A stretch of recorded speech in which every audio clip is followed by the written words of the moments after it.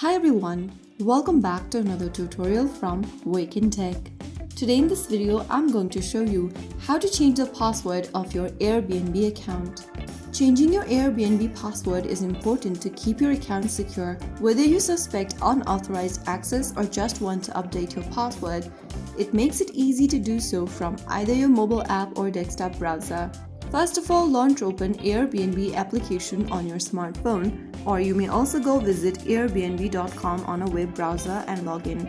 After you're signed into the home page or the explore page, go to the bottom right corner and tap the profile icon. From your profile section, tap on account settings. On the next page, tap on login and security. Now, go to the password tab and tap the update button right next to it to change your password.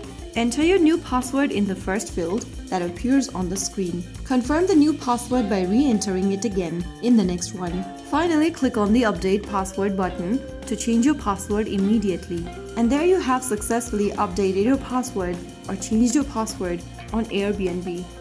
Make sure that your new password is strong with a mix of uppercase, lowercase, letters, numbers and symbols.